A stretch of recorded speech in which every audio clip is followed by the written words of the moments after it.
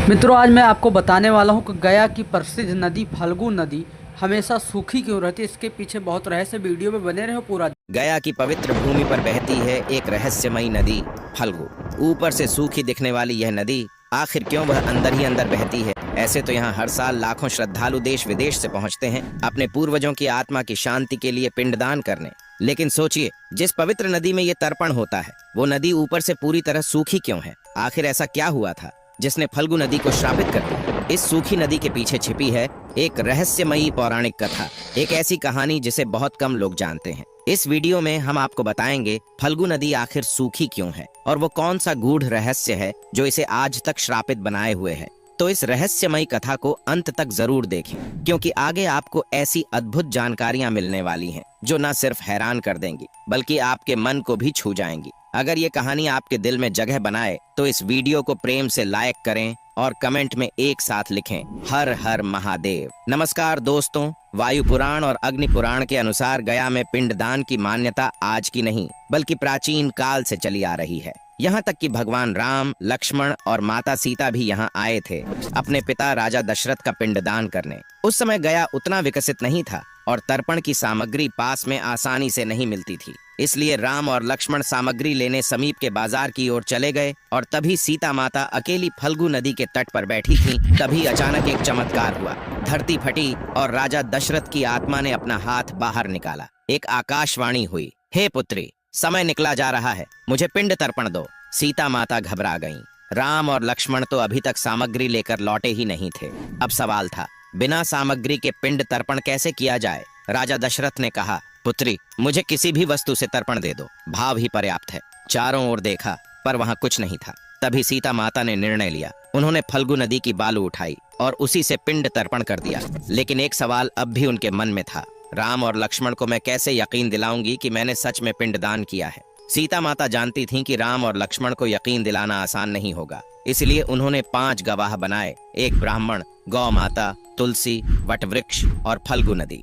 इन 5 को साक्षी मानकर उन्होंने बालू से राजा दशरथ को पिंड तर्पण कर दिया। थोड़ी देर बाद राम और लक्ष्मण सामग्री लेकर लौटे। सीता माता ने उन्हें पूरा वृत्तांत सुनाया, कैसे राजा दशरथ प्रकट हुए, कैसे बालू से पिंडदान हुआ और कैसे उन्होंने 5 गवाह रखे। सबसे पहले उस ब्राह्मण से सत्य की पुष्टि कराई गई, लेकिन तब हुआ कुछ ऐसा जिसकी कल्पना तक नहीं की गई थी। ब्राह्मण ने झूठ बोल दिया। उसने कहा, नहीं प्रभु, सीता ने कोई पिंड तर्पण नहीं किया। दरअसल ब्राह्मण के मन में लोभ जाग उठा था।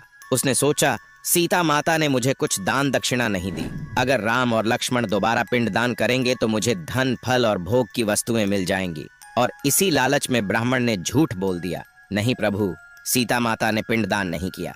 सीता माता अत्यंत दुखी हुई और क्रोधित होकर श्राप दे दिया, जाओ, तुम लोभी कहलाओगे, तुम्हें कितना भी दान दक्षिणा मिला। नहीं प्रभु, सीता माता ने पिंड तर्पण नहीं किया।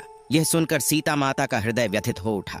जिस गौ माता को संसार में पूजनीय माना गया, जब वही सत्य से विमुख हो गई तो सीता माता ने उसे भी श्राप दे दिया, जाओ, अब से तुम्हारी पूजा तुम्हारे पीछे के भाग से होगी, पूरी दुनिया तुम्हारे पृष्ठ भाग को ही पूजनीय मानेगी। और तभी से यह परंपरा बनी कि गाय की पूंछ पकड़कर उसकी पूजा की जाती है, मतलब पीछे के भाग को सबसे पवित्र माना जाता है। अब बारी आई तीसरे साक्षी तुलसी माता की। तुलसी, जिनका स्थान हर पूजा में होता है। सीता माता ने उनसे भी पूछा, हे तुलसी, क्या मैंने पिंड तर्पण किया था। लेकिन तुलसी ने भी सत्य को छुपा लिया।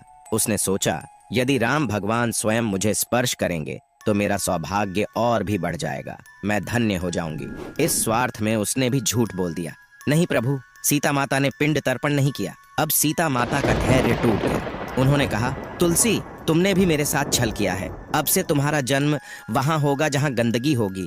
और तभी से तुलसी साफ सुथरी जगहों पर जल्दी नहीं उगती, लेकिन जहां गंदगी, नमी या गंदा माहौल हो वहां वो तेजी से पनप जाती है। इसके बाद जब राम और लक्ष्मण को विश्वास नहीं हुआ तो सीता माता ने अगला साक्षी फल्गु नदी को बुलाया और कहा, इनसे पूछिए प्रभु, ये साक्षी हैं।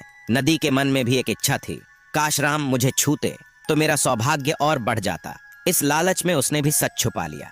सीता माता फल्गु नदी की बात सुनकर अत्यंत क्रोधित हो गईं। उन्होंने गुस्से में श्राप दे दिया, तुम्हारे भीतर जो घमंड है वो अब तुम्हें पूरी तरह से सूखा देगा, जाओ, अब तुम सदा के लिए सूख जाओगी। जैसे ही श्राप की शक्ति फैलती है, फल्गु नदी हाथ जोड़कर सीता माता के सामने प्रकट हो जाती है और विनती करती है, माता, यदि मैं पूरी तरह सूख जाऊंगी तो यहाँ आने वाले लाखों प्यासे भक्तों को जल कौन देगा? मैं तो जीवन देने वाली धारा हूँ। तब जाकर सीता माता का क्रोध थोड़ा शांत हुआ और उन्होंने फल्गु को एक संशोधित श्राप दिया। तुम ऊपर से सूखी रहोगी, लेकिन तुम्हारी जलधारा धरती के नीचे बहेगी। और तभी से यह रहस्य जुड़ा कि फल्गु नदी ऊपर से पूरी तरह सूखी दिखाई देती है, लेकिन आज भी अगर आप गया के फल्गु घाट पर बालू को हाथ से थोड़ा हटाएं तो 1 से 2 हाथ नीचे से पानी खुद बहता हुआ निकल आता है। अब तक चारों गवाह फल्गु नदी, ब्राह्मण, गौ माता और तुलसी सीता माता को निराश कर चुके थे।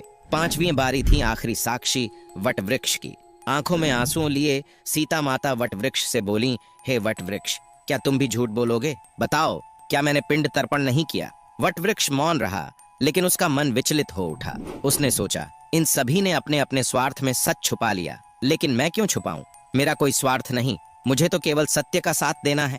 और तभी वटवृक्ष ने स्पष्ट शब्दों में कहा, हाँ प्रभु, सीता माता ने राजा दशरथ का पिंड तर्पण किया है। ये सब जो कह रहे हैं वो झूठ है। मैं स्वयं इस पवित्र कार्य का साक्षी हूँ। सीता माता की आंखों से आंसू बह निकले, लेकिन अब ये आंसू दुख के नहीं, सत्य की जीत के थे। वो वटवृक्ष से प्रसन्न हो गईं और कहा, हे वटवृक्ष, तुम सदा हरे भरे रहोगे। जब जब गया में पिंडदान होगा तब तब तुम्हारे सान्निध्य में ही होगा। अगर कोई तुम्हारे पास पिंडदान नहीं करेगा तो उसका तर्पण अधूरा माना जाएगा। और तभी से यह वटवृक्ष अक्षय वट कहलाया।